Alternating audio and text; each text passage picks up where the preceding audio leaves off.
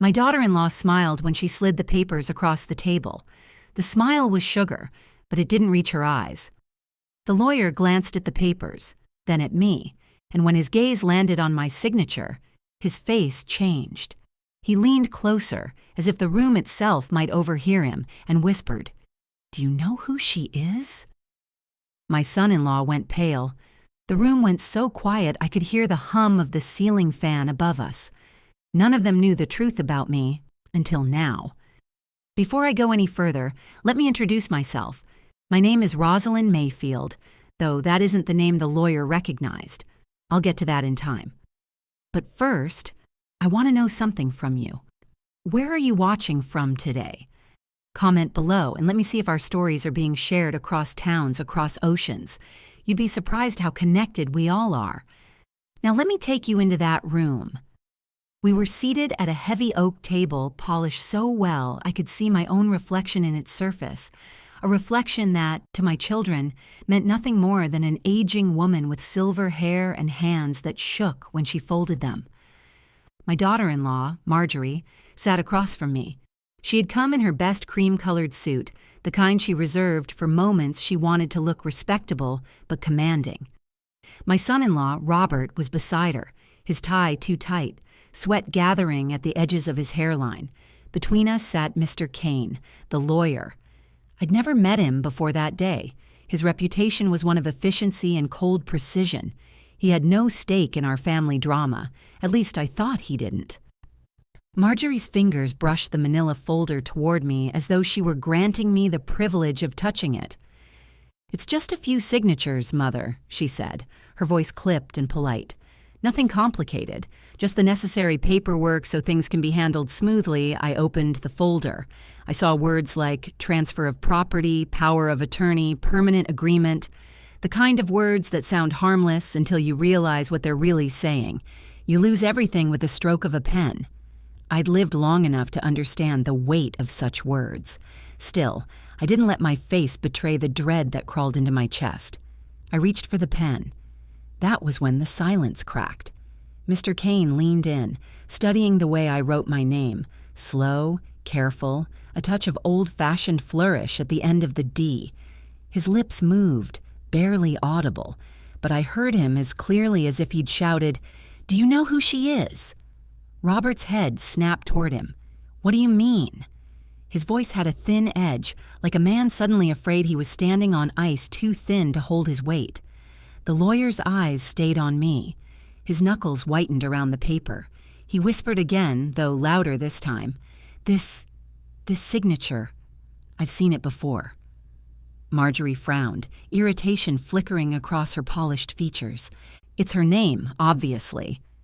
Who else could it belong to?" Mr. Kane didn't answer. He stared at me as if my face were a puzzle he'd been trying to solve for years. And then I saw it, the recognition blooming in his eyes, followed by something else. Not fear, not awe. Both. The room shifted. Marjorie's confident posture wilted. Robert licked his lips and leaned back in his chair, as though distance might shield him from whatever storm was building in that lawyer's silence. I sat very still. I had always known this day would come, though I'd hoped I might slip quietly into old age before it did. But fate has a cruel way of timing things. In that moment, the kitchen table of my home flashed through my mind, my violets lined up on the sill, the chipped teacup I used every morning. To Robert and Marjorie, I was just the woman who lived among those violets and teacups, ordinary, predictable, soft enough to bend. But Mr. Kane knew better. He was staring not at an old woman, but at the ghost of someone else entirely. Someone I'd buried decades ago with a different name and a past sealed away in files most people would never see. The silence stretched until Marjorie snapped it like brittle glass. "Well?" she demanded, her voice sharp. "What is this about?" Mr. Kane leaned back in his chair, but his eyes never left mine. "Mrs. Mayfield," he said slowly, "or should I say—" He stopped himself, lips pressing into a firm line.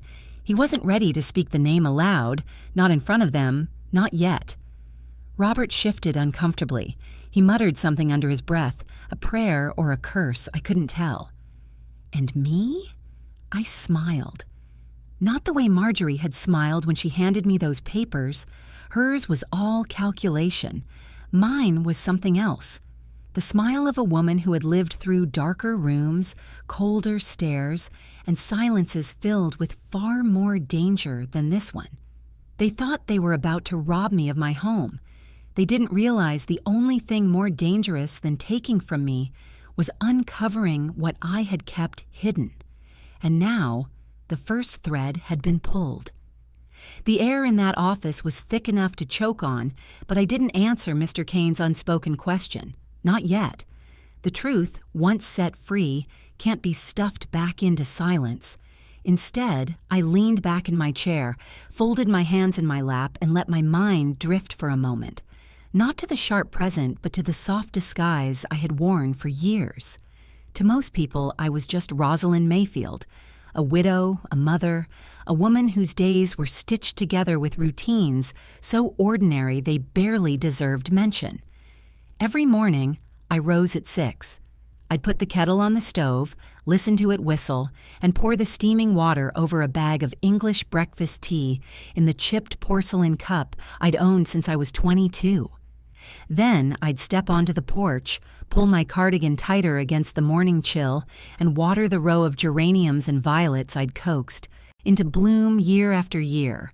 Neighbors waved when they passed, sometimes slowing to say, "Morning, Rosalind," with a polite cheer reserved for someone you've seen for decades but never truly known. I'd wave back, offer a small smile, and go about my day. My house smelled of lemon polish and lavender sachets tucked into dresser drawers. The walls carried family photographs, my late husband in his Navy uniform, my children at birthdays, the grandchildren lined up in crooked little rows on the front steps. By all appearances, I was the kind of woman who baked cookies for church fundraisers, wrote thank you notes in looping cursive, and spent her evenings knitting shawls no one quite wanted but accepted anyway. And for the most part, that wasn't a lie. I did bake and knit and smile politely at neighbors. I did tend the violets. That was my mask. Not false exactly, but incomplete. Like a painting with half its canvas blank, the truth hidden behind a frame no one dared to lift. My children, Robert especially, believed in that version of me. They looked at my hands, nodded with age, and assumed those fingers had only ever touched flour, yarn, or soil.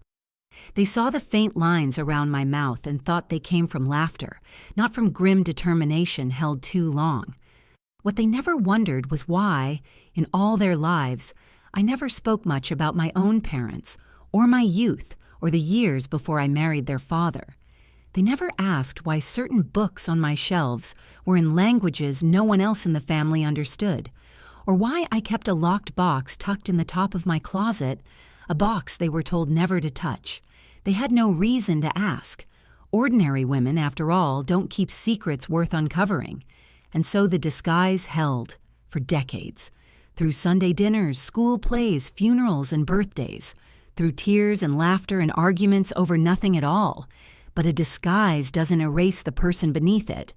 At night, when the house was quiet, I'd sometimes sit by the fire and let my thoughts wander back to places my children had never seen, names they'd never hear, and moments that had nearly ended me. The truth was, I had built my life like a quilt, bright patches of family and love stitched over darker fabric underneath, and I told myself that was enough, that I'd earned peace. But peace has a way of slipping when you least expect it. The papers Marjorie shoved across the table that morning weren't just about property or retirement. Number. They were a spark to dry kindling I'd been piling for years. And when Mr. Kane froze at my signature, when his voice trembled with recognition, I felt it. The fire catching. I could almost hear the echo of another name, one I hadn't spoken in half a lifetime, a name that once opened doors and closed them, a name that carried both protection and peril. I glanced at Robert and Marjorie then, sitting stiff in their chairs, whispering sharply at one another. They thought they had me cornered, that I was frail, soft, incapable of resistance. They thought their scheme was as simple as ink on paper. What they didn't understand was that I'd survived storms far darker than their ambition. And while I might have chosen an ordinary mask, I had never truly become ordinary. That was the thing about disguises. They slip when you least want them to, when the past refuses to stay buried. As the silence deepened in that office, I knew the time for hiding was coming to an end. My children were about to learn that the woman they thought they could outmaneuver wasn't just their mother or grandmother. I was someone else entirely, and the truth of that someone was about to change everything. I could feel Robert's eyes on me in that lawyer's office, sharp and searching. He thought Mr. Kane's hesitation meant weakness, that maybe the man was second-guessing the papers. But the truth was heavier. Kane wasn't doubting the documents. He was remembering me, someone I once was, long before my hair turned silver and my knees ached with the rain. And as he stared, I couldn't help but slip back in time. The year was 1948. The war was officially over, but its ghosts lingered in every alley and across every border. I was barely 21, living in a world that still smelled of ash and fear. The men had fought their battles in the open, but there was another war that never made the headlines. A quieter war, one waged in whispers, forged documents, and the careful flick of a pen. That was where I belonged. They called me many names then, depending on the city, the assignment, the language I was expected to blend into. But one in particular clung to me, the violet. It was meant to sound delicate, harmless. Flowers are overlooked, after all, until you realize they grow even through cracks in the concrete. The first time I signed that name was in a cramped room lit by a single dangling bulb. A handler slid a stack of counterfeit passports toward me and said, "If you can write this name the same way twice, you'll be useful." My hands didn't tremble. I signed it once, twice, 10 times, each stroke steady, identical. That's how it began. From there, I learned to disappear, to speak in accents that weren't mine, to slip into places where women weren't supposed to be, and to walk out again with secrets sewn into the lining of my dress. There are things I did that I will never tell my children, not out of shame, though there is some of that, but because innocence is worth preserving, even if mine was lost before I'd finished being young. I carried coded letters in the heels of my shoes. I memorized maps and destroyed them with a match before dawn. Once, in Paris, I sat across from a man whose hand rested casually on the knife hidden under his napkin. He smiled at me while I smiled back, both of us knowing only one would leave that table. I left. And through it all, I signed my reports the same way, looping the tail of the, with precision that marked it as mine alone. That signature was a thread back to a life carefully buried, a thread Mr. Kane had just tugged at. But the thing about threads, pull one, and the whole fabric begins to unravel. The hardest part wasn't the danger. You learn to live with danger the way you learn to live with rain. It soaks you, chills you, but it becomes part of the air you breathe. No, the hardest part was coming home and pretending none of it had ever happened.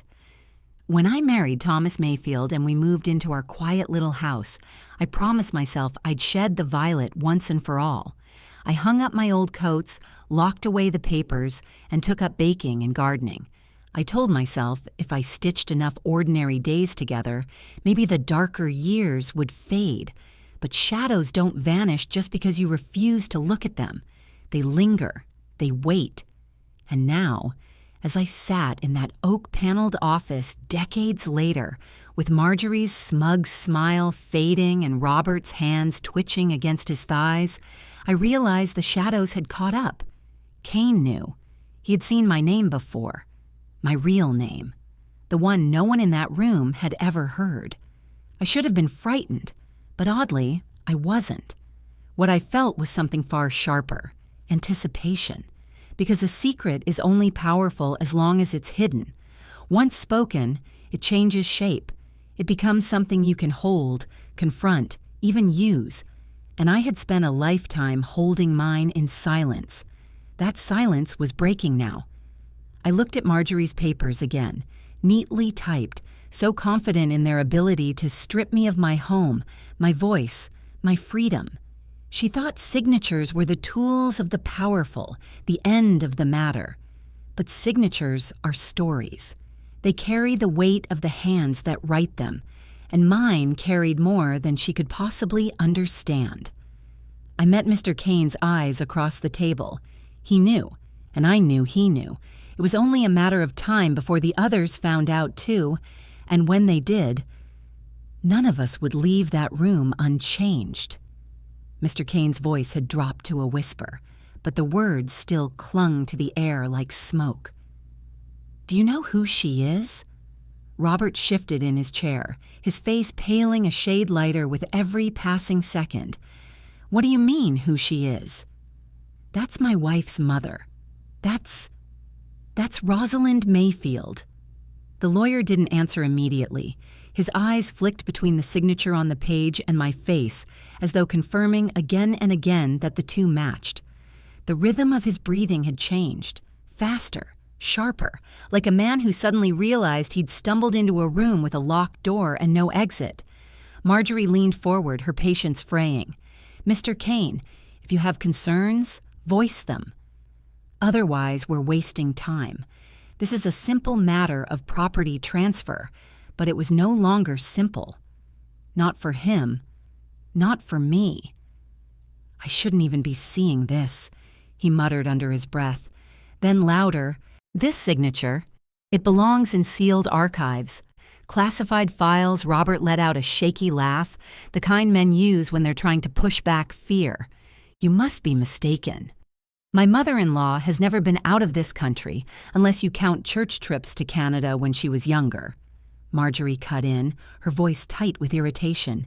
"You're confusing her with someone else. Rosalind is—" "The Violet," Kane interrupted, his eyes never leaving mine. The room went still.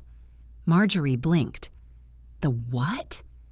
I exhaled slowly, keeping my expression calm, though inside a storm had begun to rattle the walls of my composure. I had not heard that name spoken aloud in decades. Robert frowned, his brow furrowing. "That sounds ridiculous. A nickname? A mistake? She's just an old woman." Kane's gaze hardened.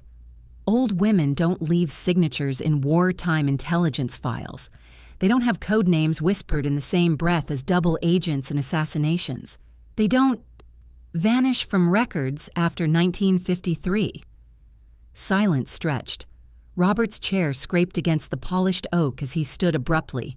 "Enough. This is insane. My mother-in-law baked us pies last Christmas. She's never been involved in whatever this is." Marjorie, though, wasn't as quick to dismiss it. Her sharp eyes lingered on me, studying my face with suspicion that hadn't been there before. The certainty she wore like perfume was cracking. "Is it true?" she asked finally, her voice low but cutting. "Were you someone else? Someone dangerous?" I smiled faintly, not at her question, but at the way she asked it. Suspicion already curls in the mind before the mouth forms the words. She wanted the truth and feared it in equal measure. "Marjorie," Robert snapped, "don't entertain this nonsense." "It's a distraction. We're here to settle the estate." But even he couldn't keep his eyes from darting nervously back to Kane.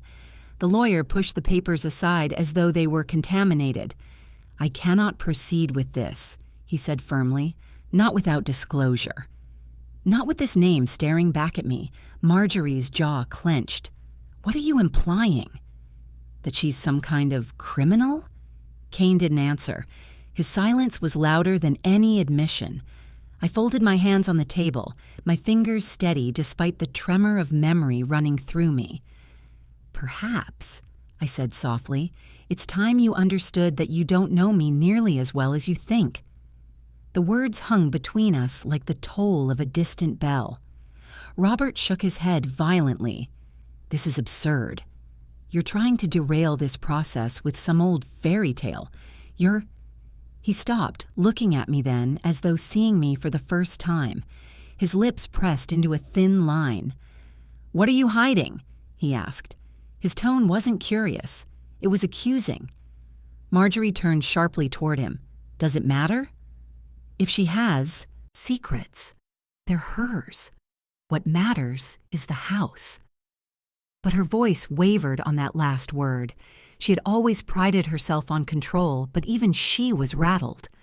I leaned back, letting the silence stretch once more.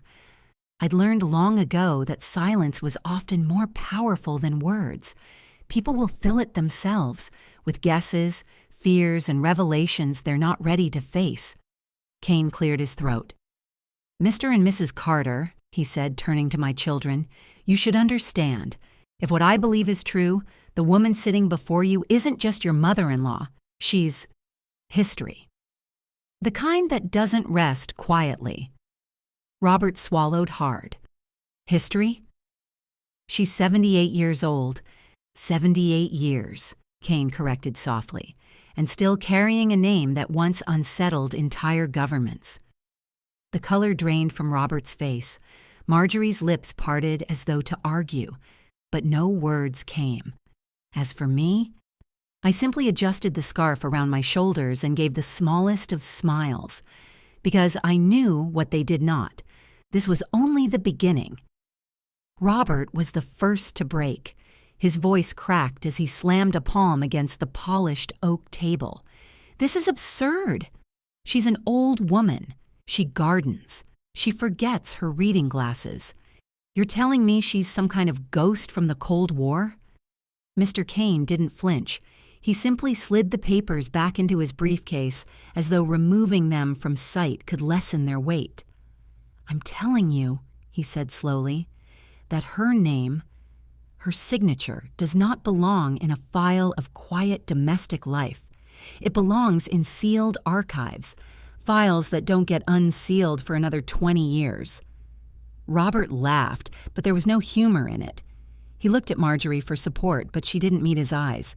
Because she wasn't laughing. She was studying me with the sharp stillness of a cat watching a bird. And in that stillness, I saw it, the shift. Marjorie had always been hungry for control, but now her hunger had found a new meal. "If that's true," she said finally, her words deliberate, "then we deserve to know." "Who are you really?" Robert spun on her. "Don't encourage this madness." "Madness?" she hissed. "Or opportunity?" Her eyes flicked to me again, and this time there was something sharper than suspicion. Calculation. I let out a small sigh.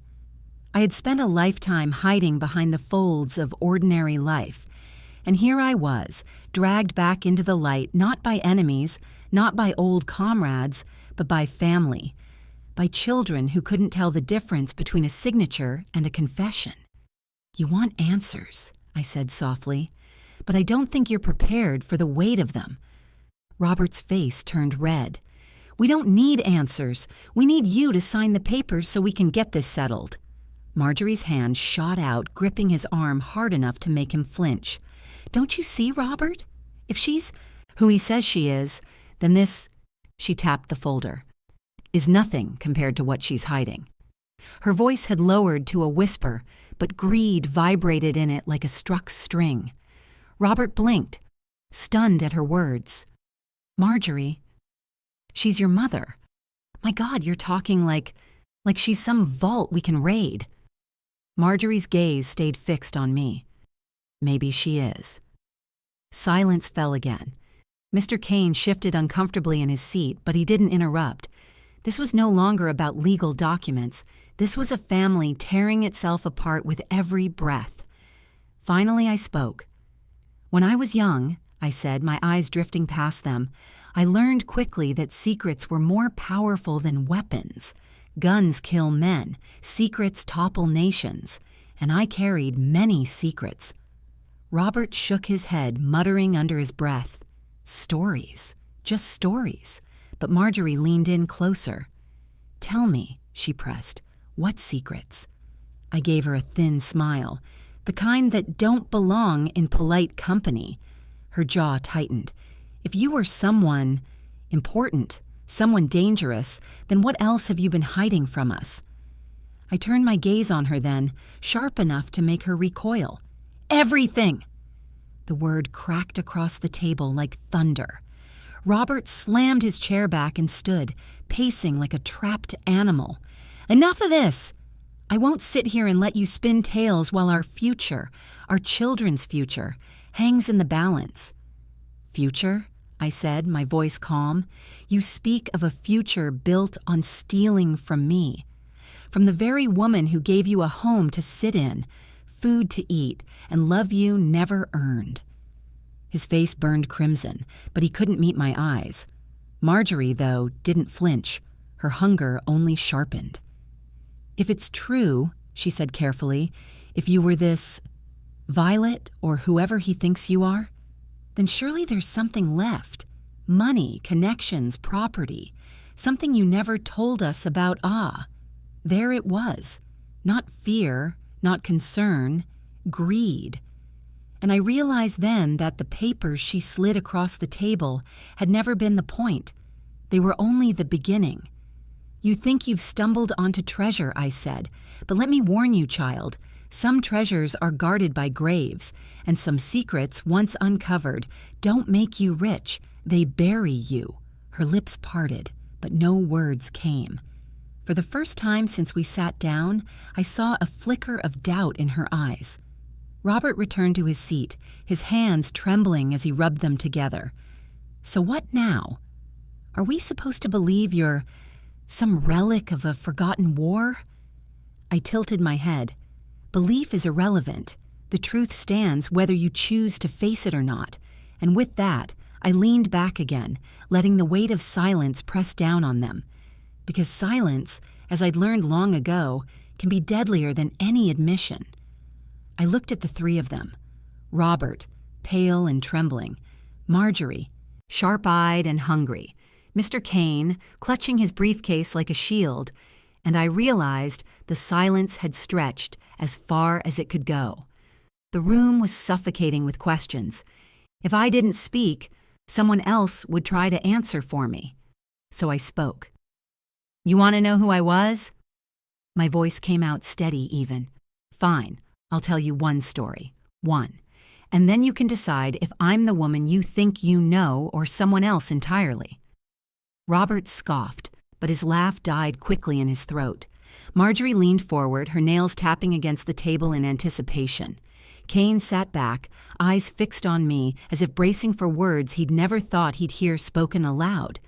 It was in Berlin, I began. Winter of 1951.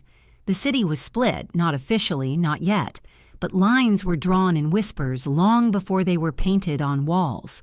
I was sent there under the name Clara Weiss, a widowed schoolteacher from Vienna.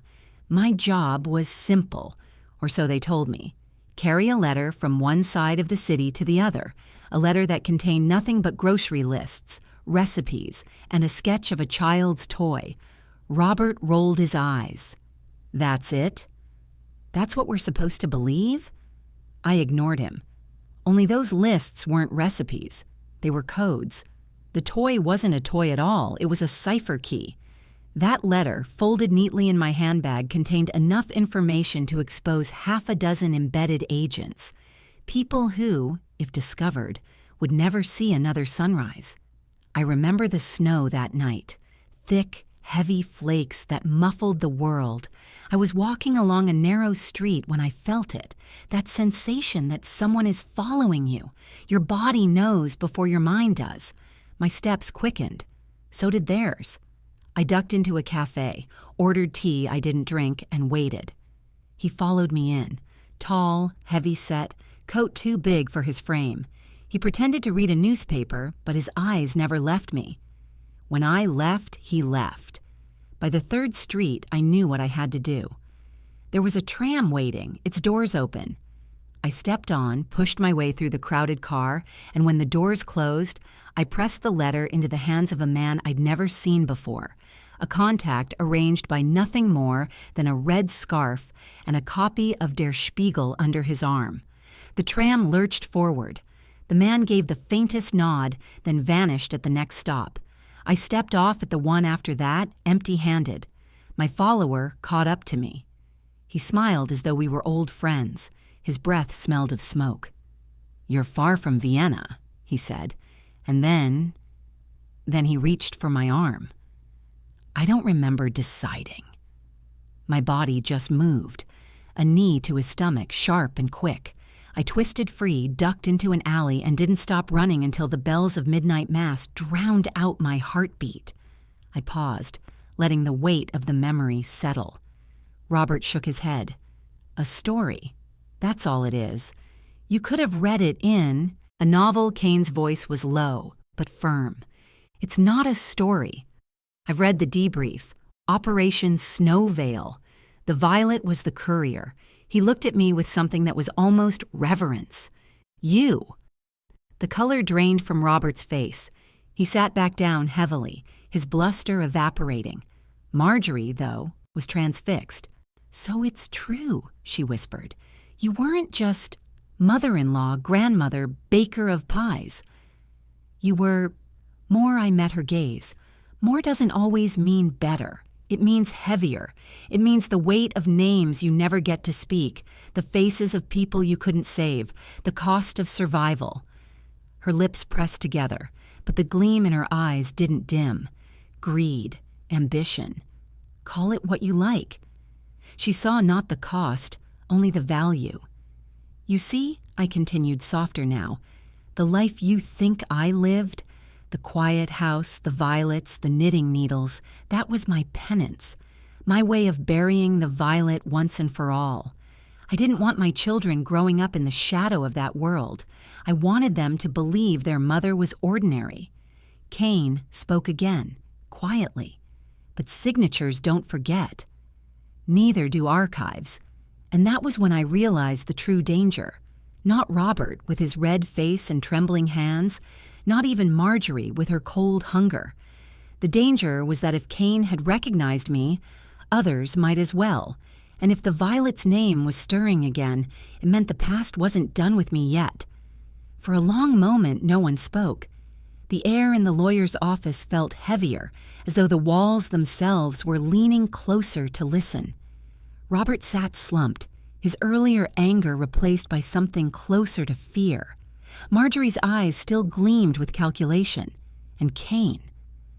Kane looked at me with the uneasy respect of a man who had opened a door he wasn't certain he should have touched. Then Kane broke the silence. "These papers," he said, tapping the folder Marjorie had pushed toward me. "Where did you get them?" Marjorie frowned. "What does that matter?" "They're legal." "Answer the question," Kane interrupted, his voice sharper than before. She hesitated. "An associate delivered them. A friend of Robert's, someone who helps with financial matters." My gaze sharpened. "Who?" Her chin lifted, defensive. "A man named Herrick." I didn't ask for details. He said he'd seen your records, your old will, that he knew how to streamline the process. We trusted him. Kane's face drained of color. He closed his briefcase with a snap. "Herrick isn't a lawyer. He's a broker, and not the kind who deals in property." Robert frowned. "What are you talking about?" I felt it then, the cold, familiar prick of recognition. Herrick. I knew that name, though it belonged to a ghost from long ago. "He trafficked in information," I said quietly. "Even during the war, codes, names, allegiances. Whoever paid, he served. He sold. Governments, like other men, sell grain." Marjorie blinked. "You mean he was a spy?" "No," I said, my voice firm. "Spies risk their lives for causes, for beliefs. Herrick risked nothing. He was a leech, fattening on secrets others bled to keep." Kane rubbed his temple. "If he's surfaced now, it means someone is looking for you. These documents, they weren't about your house. They were bait, a way to draw your signature into the open. To confirm that you're still alive." Robert's chair scraped back. "Alive? What are you saying? Who would care if an old woman is alive or not?"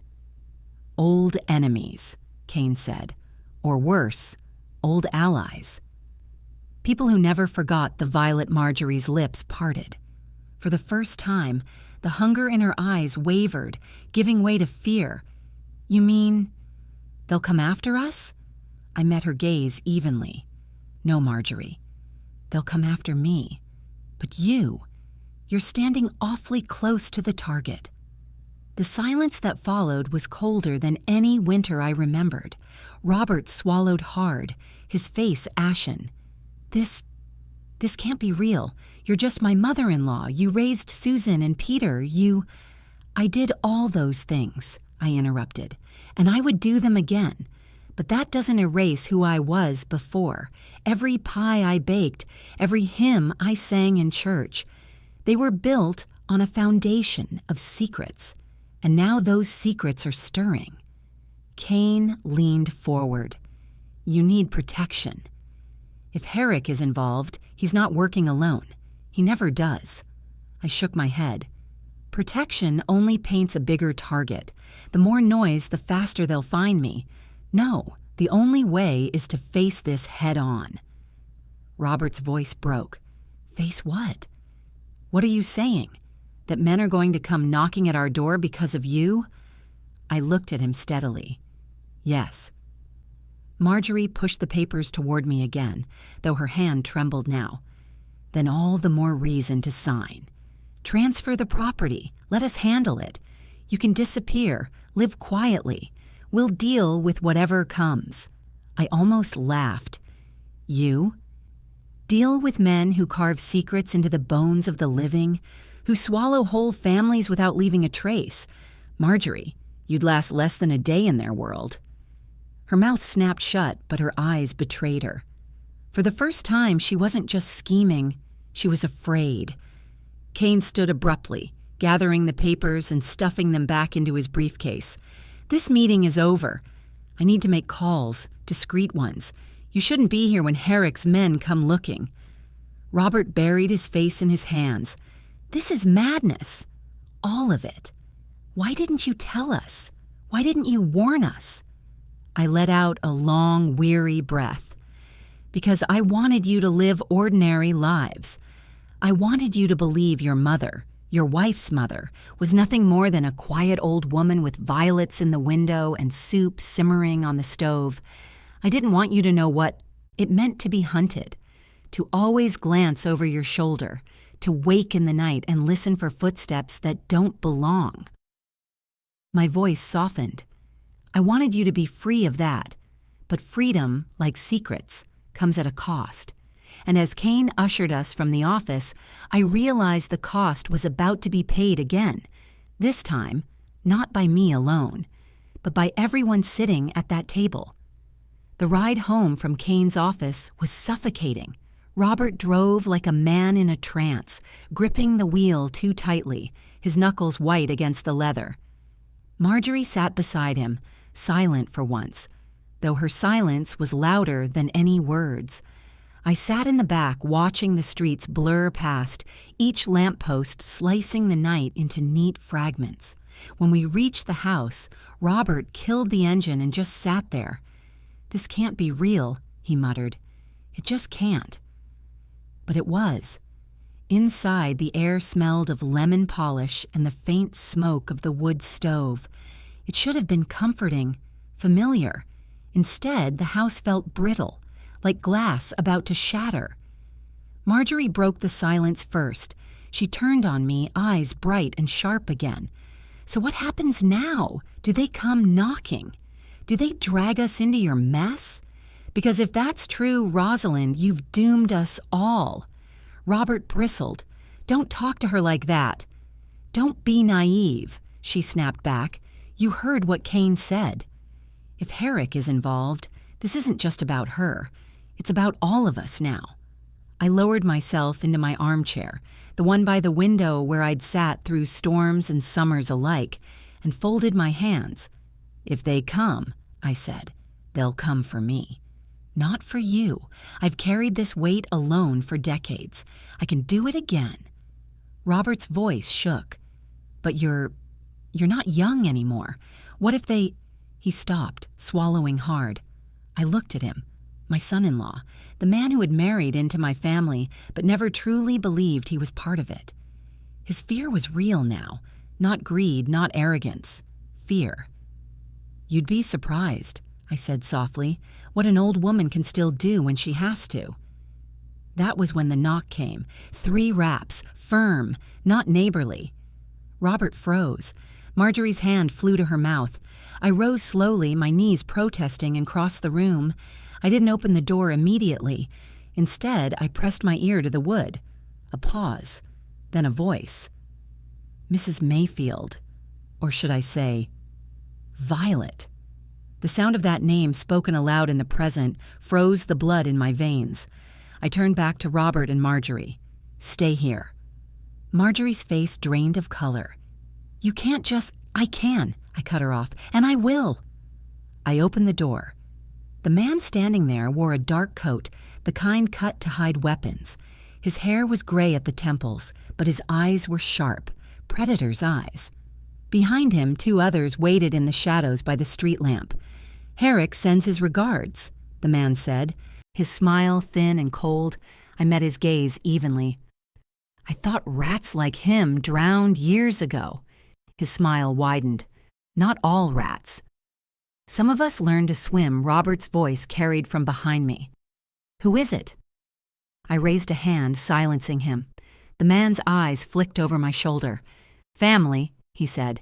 "How touching." "You've built quite the disguise for yourself, Violet. Flowers in the window, soup on the stove. Almost convincing, almost." The word cut deeper than I expected. "What do you want?" I asked. "Your signature was seen," he said simply. "That's all we needed. Proof you were still alive. Herrick wants a meeting. Tomorrow night. You'll come alone." "And if I don't?" He leaned closer, his breath smelling faintly of cloves. "Then perhaps your family pays the price instead. Pretty little house you've got. Easy to burn, easy to bury." My jaw tightened, but I didn't move. Fear is a weapon, but only if you show it. I'd learned long ago never to flinch first. Finally, I nodded. "Tomorrow night." The man straightened, satisfied. "Good." Midnight. The old rail yard. He turned, his footsteps crunching against the gravel as he and his shadows melted back into the dark. I closed the door. Robert rushed forward. What did they say? Who were they? I sank back into my chair, feeling the years pressing on me heavier than ever. "They were a reminder," I said quietly, "that you don't run from your past forever. Eventually it runs back to you." Marjorie's voice quavered. "You're not going. You can't go." I looked at her then, really looked, and saw past the fear to the greed still hiding beneath. She didn't want me safe. She wanted whatever secrets I was still guarding. "I'll go," I said, "because this isn't about you." It never was. It's about me and the choices I made long before you were born. Robert's face crumpled. "But what if you don't come back?" I reached for the scarf draped across my chair, looping it carefully around my shoulders. "Then remember this," I told him. "I chose this life once, and I'll choose again to protect the people under this roof, even if they don't deserve it." The fire crackled in the grate, the only sound in the room. Tomorrow night the Violet would walk again. The night air at the old rail yard was colder than I remembered. The tracks had long since rusted, the weeds grown tall between them, but the echoes of steel and smoke lingered. I'd walked into plenty of traps in my life, but this one was different. This wasn't just about survival. This was about ending something that had haunted me for decades. Herrick was waiting. Older, yes, but rot doesn't age so much as deepen. His face was fuller, his hair thinner, but his smile hadn't changed since Berlin. "Well, well," he said, stepping forward, arms spread as though we were old friends. "The Violet. Alive after all these years." "I should have known you were behind this," I said. My voice didn't waver. "Ah, but you hoped I was dead." He chuckled. "And yet, here I am. And here you are, which means you still have what I want. I narrowed my eyes. I burned everything. You know that Herrick's smile widened. Not everything. You wouldn't have lasted this long if you hadn't kept one card tucked away. One name, one code, one truth, only you remember. He wasn't wrong.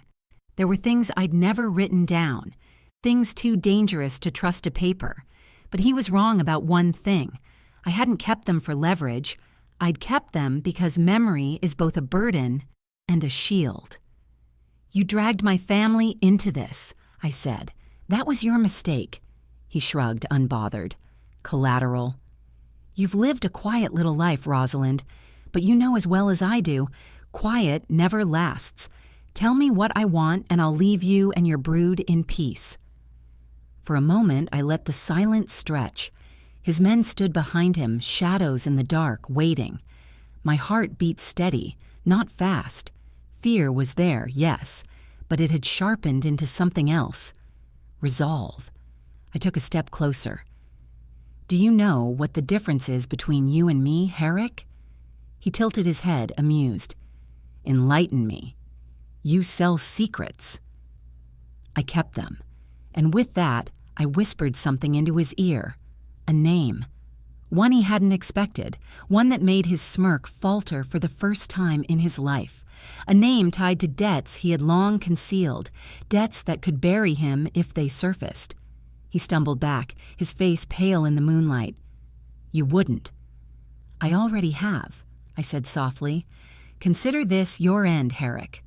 By morning, the men you've betrayed will know, and they won't be as forgiving as I am. The silence between us broke like glass. Herrick barked something to his men, but they hesitated. The crack in his armor was too visible. Predators smell weakness, even among themselves. I turned and walked away, leaving the sound of his shouting behind me. For the first time in decades, I wasn't running from the past. I was walking out of it. When I returned home, the sky was just beginning to pale.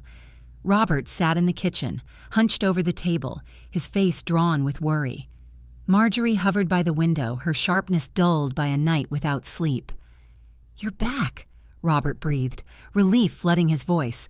Marjorie's eyes flicked to me, searching for answers, for secrets I might still hold. But I gave her nothing. Some hungers can't be fed, and I wasn't about to try. I poured myself a cup of tea, the steam rising in the quiet kitchen. "It's done," I said simply. Robert stared at me. "What do you mean, done?" "It means the violet is gone," I said. "For good this time." He swallowed hard. "And us? Are we safe?" "As safe as anyone ever is," I replied. Marjorie opened her mouth, then closed it again. Whatever questions she wanted to ask, about money, about connections, about what I'd whispered in Herrick's ear, died on her tongue. For once, she understood that some truths are better left unspoken. Now, as I sit here telling you this, I can almost hear the echo of that lawyer's whisper in my ear. "Do you know who she is?" They didn't know then, not really, and perhaps they never will. But I know. I've carried both names, both lives. Rosalind Mayfield, the ordinary woman with violets on the sill, and the Violet, the woman who walked through shadows and survived. Both are me. Both will die with me. And if you take anything from my story, let it be this. No one is ever only what you see. Behind every quiet smile, every folded hand, every signature on a page, there might be a history you'd never imagine. The room went silent when my truth began to surface. But the silence now? It's mine. And for the first time in a long time, it feels like peace.